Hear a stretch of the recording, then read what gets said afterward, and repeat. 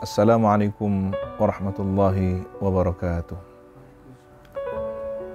Bismillah, walhamdulillah, wassalatu wassalamu ala rasulillah Sayyidina Muhammad ibn Abdillah wa ala alihi wa sahbihi wa mawalah, la hawla wa la quwwata illa billahil aliyyil azim.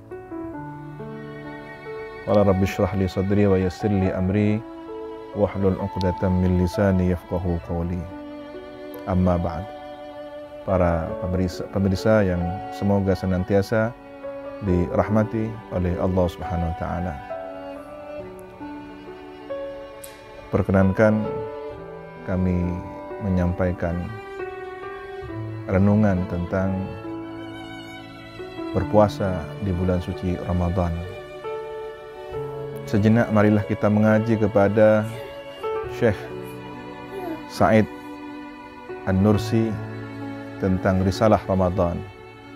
Setidaknya ada 9 titik cahaya kesadaran yang perlu kita raih. Yang pertama, berangkat dari firman Allah Subhanahu wa taala, Bismillahirrahmanirrahim. Syahrul Ramadan alladzi unzila fihi al-Qur'an hudan lin-nasi wa bayyinatin minal huda wal furqan. Bulan Ramadan adalah bulan yang di dalamnya Al-Quran diturunkan sebagai petunjuk bagi manusia serta sebagai penjelasan tentang petunjuk dan pembeda antara hak dan batil. Titik cahaya pertama yang harus kita raih dan kita renungkan dari hikmah berpuasa di bulan Ramadan, Allah Subhanahu wa taala memperlihatkan sifat rububiyahnya melalui perintah berpuasa. Ketika Allah Subhanahu wa taala menciptakan bumi dan seluruh permukaannya sebagai hidangan yang penuh dengan nikmat tak terhingga. Ada binatang buruan, ada tanaman, tumbuhan yang mudah dikonsumsi. Semua hidangan dengan ketersediaan yang tak terbatas inilah Allah menjelaskan kemahasempurnaan rububiyahnya serta sifat kasih dan sayangnya. Hanya saja karena tertutup oleh hijab kelalaian dan tirai sebab akibat, manusia tidak bisa melihat hakikat yang sangat jelas hubungan esensial tersebut. Kadangkala bahkan melupakannya. Namun pada bulan suci Ramadan yang penuh berkah, mereka orang-orang yang dipilih dengan keimanannya, dan kita semoga adalah bagian dari orang-orang pilihan tersebut, seketika menjadi seperti pasukan besar yang teratur, mentaati perintah Allah, mensyukuri bagaimana cara merawat nikmatnya, dan memperlakukan hidangan rezeki yang melimpah ruah di permukaan bumi itu. Seakan ada bahasa dari Sang Rabbul Alamin, silahkan menuju jamuanku. Maka dengan kondisi perasaan dan renungan batin tersebut, kita dapat mencerap rahmat Allah yang mulia, komprehensif, dengan sambutan penghambaan ubudiyah yang luas, rapi, dan agung. Perintah berpuasa, perintah menghidupkan malam-malamnya, berzikir, membaca Al-Quran dengan bertadarus, dan seterusnya. Kemudian cahaya kedua yang perlu kita cerap dan kita peroleh hikmahnya, bahwa ketika digambarkan seperti hidangan makanan yang begitu melimpah ruah, marilah kita bayangkan ada seorang pelayan dari dapur istana raja yang tentu telah mempersiapkan makanan yang sangat tak ternilai. Sangat bodohlah jika kemudian ada yang tidak menghargai makanan tersebut dan tidak mengenal pemberi yang sebenarnya.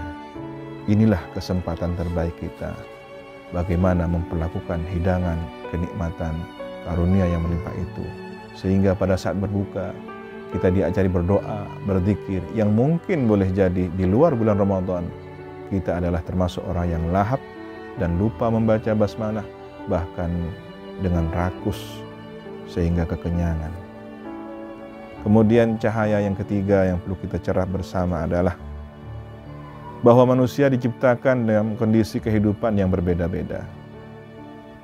Oleh karena itulah Allah menyeru kalangan kaya untuk memberi bantuan kepada mereka yang miskin. Tentu kalangan yang kaya tidak dapat merasakan kondisi miskin yang menumbuhkan rasa kasihan. Juga tidak dapat merasakan derita lapar yang mereka alami secara sempurna kecuali melalui rasa lapar yang dilahirkan dari perintah berpuasa.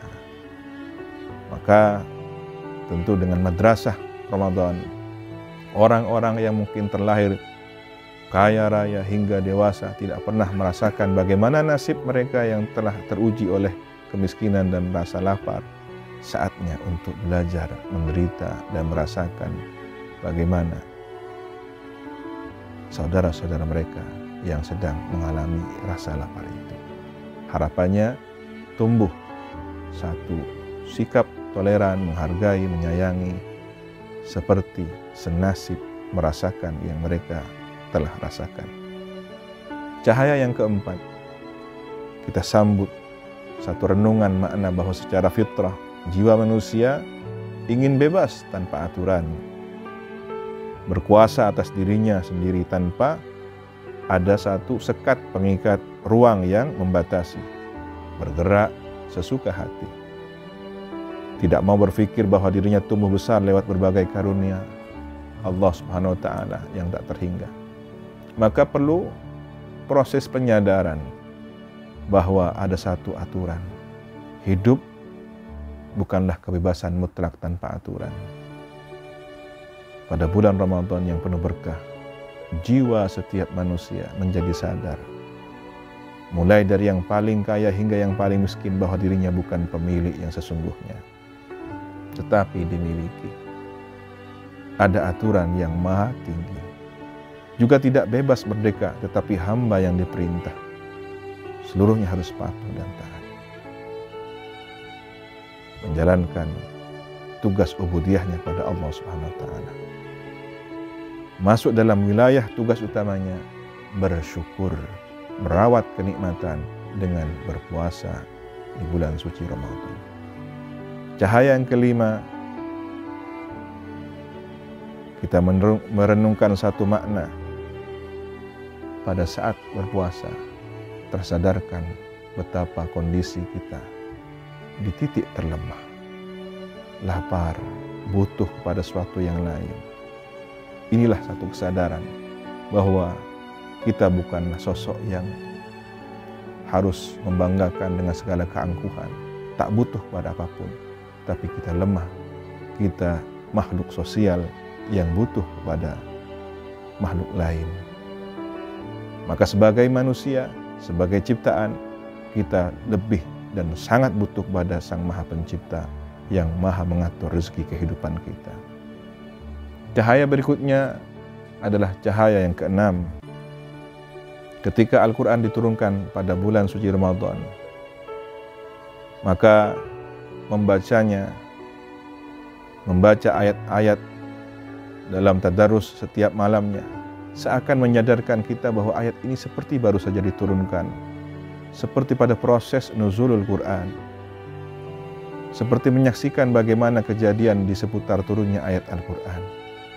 Seakan-akan kita diajak menjadi murid teladan, mendaftarkan diri sebagai siswa madrasah Ramadan, mengaji kepada malaikat Jibril sebagai pengikut baginda Nabi Muhammad SAW dengan perintah Iqra, bacalah, baca dengan segala situasi dan kondisi.